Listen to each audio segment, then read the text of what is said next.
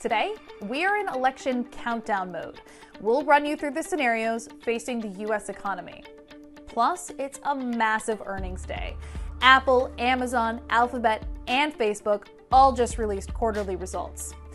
And finally, gun sales are surging ahead of the election. We break down the numbers behind the trend. I'm MacKenzie Sigalos, and this is CNBC After Hours.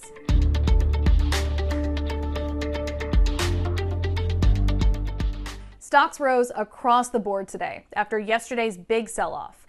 But a ton of the action actually happened after the bell. Apple, Amazon, Alphabet, Twitter, and Facebook all reported earnings after the stock market closed today. For real-time updates, check out the latest coverage on CNBC.com. But here's what we know now. Amazon had another blowout quarter, reporting sales growth of around 37%. Google parent company Alphabet also crushed estimates, especially on revenue, with 14% growth there. Facebook, well, it beat on all fronts, but it saw daily active users in North America and Canada decline. Twitter reported profits and revenue that came in much higher than estimates. But investors didn't like its user growth numbers, which came in only slightly higher than last quarter. Apple earnings just barely beat forecasts from Wall Street analysts, and the company failed to give investors a peek into how the next quarter could play out. Apple CEO Tim Cook told CNBC's Josh Lipton that that's because there's just too much uncertainty from the surging coronavirus pandemic. Also, iPhone sales came up short in the most recent quarter, so that's making investors even more eager to get a look at sales projections for the new iPhone 12. So that's what happened in the stock market. But what about after next Tuesday, when Americans who haven't already voted head to the polls?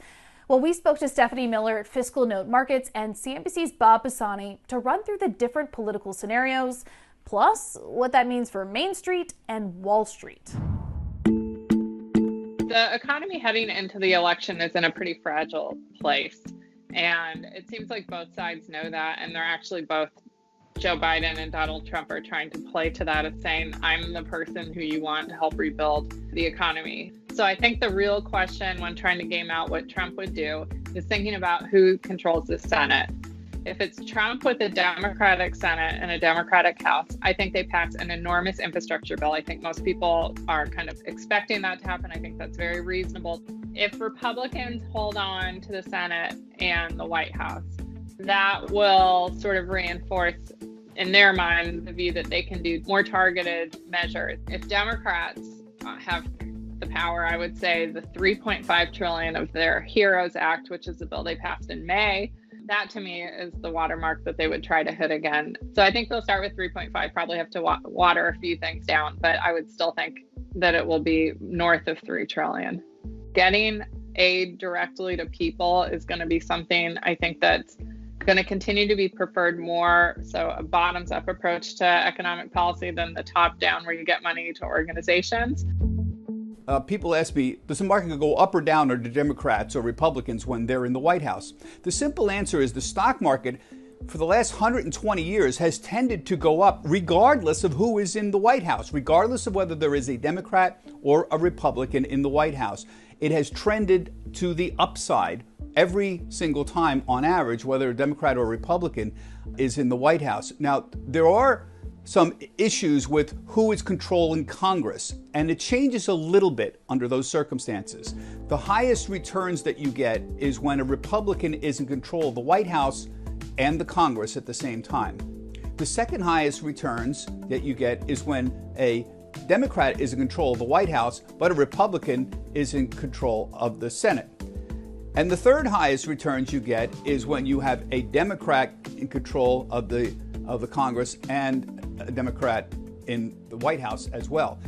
All three times, however, the market has tended to go up. The stock market works with narratives. It's stories that we tell each other about what we think is happening in the near term, in the near future. Okay, let's get to our sound check. Here's a roundup of the day's biggest action and what the top newsmakers and business leaders had to say on CNBC's airwaves.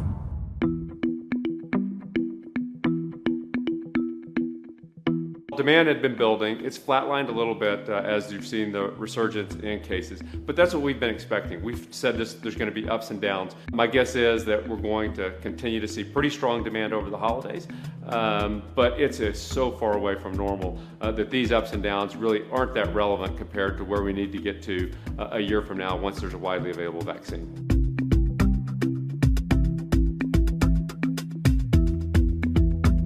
I don't see the therapeutics that we have or the vaccines that are coming as a silver bullet.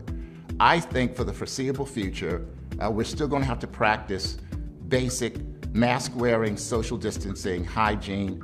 I think that's with us for a while, and I would say certainly well into 2021, we'll still be trying to observe these public health measures. They may have been uncomfortable sitting in the room taking some heat, but as to the public policy risk that they're going to be regulated coming out of this, the probability didn't really move. If anything, it probably weakened it because it showed the fissure between the two parties about what reform looks like.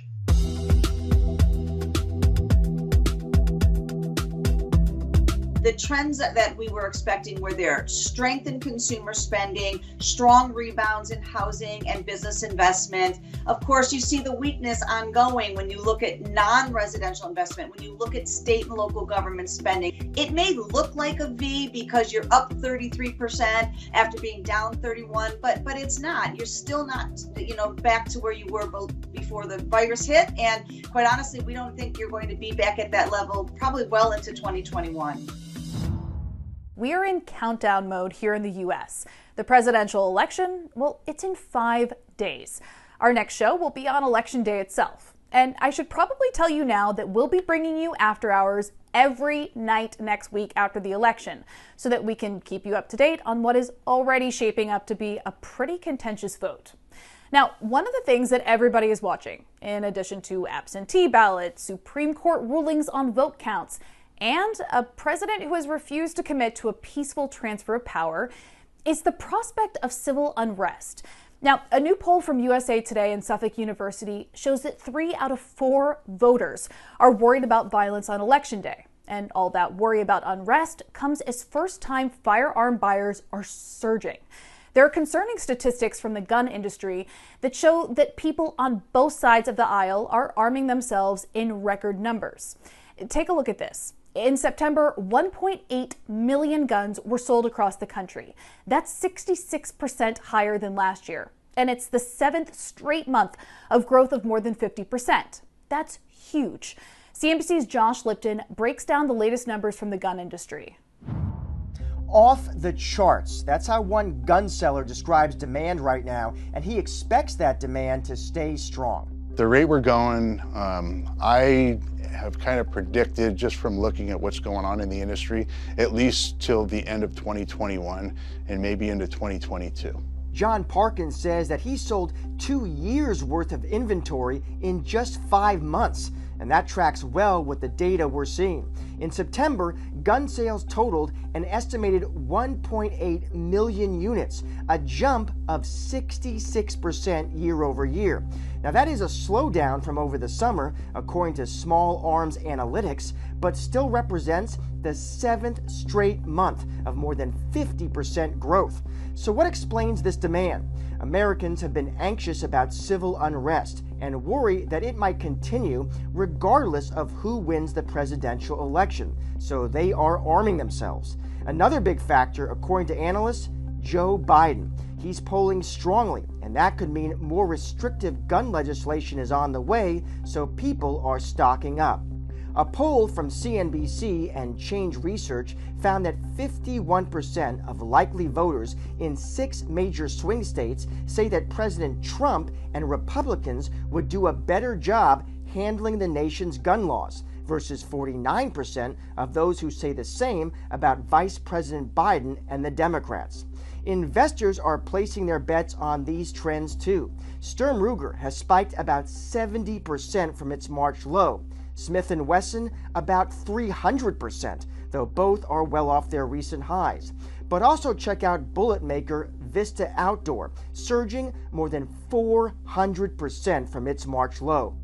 So it is not unusual when you're heading into a presidential election and Democrats are polling strongly that you do see these spikes in gun sales because people figure more restrictive gun legislation could be coming, so no surprise, they go out and they stock up. But when we spoke to gun sellers as well as analysts and economists who really track this industry, they say this time is different, that this is really unprecedented, that sales are simply booming right now.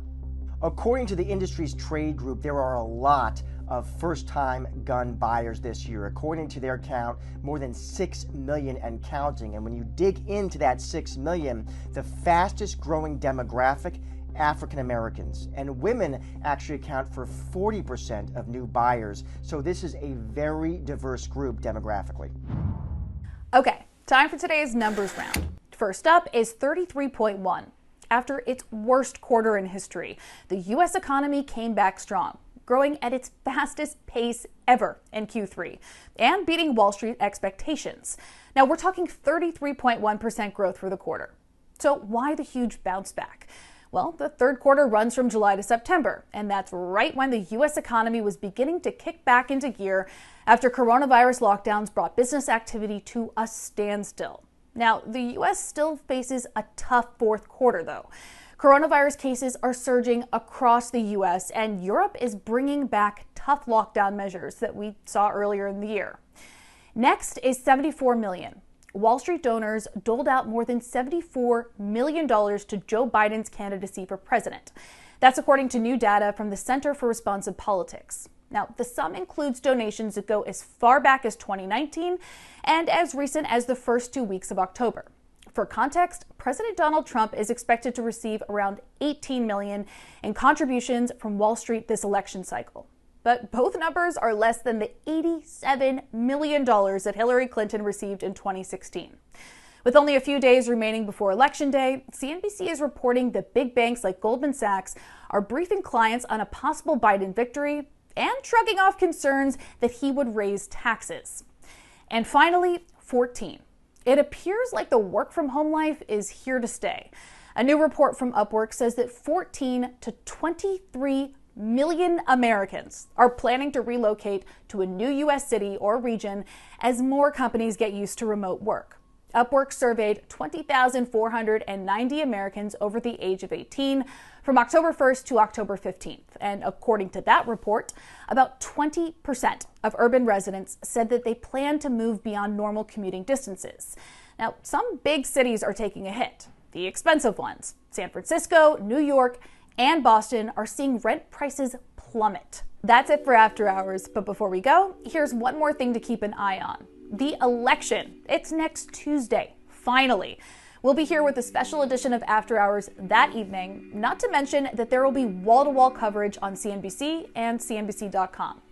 Get the latest election news in real time by going to CNBC.com and downloading the CNBC app. And like we said earlier, we'll be here from Tuesday to Friday of next week to cover all things election and business, so be sure to catch us then.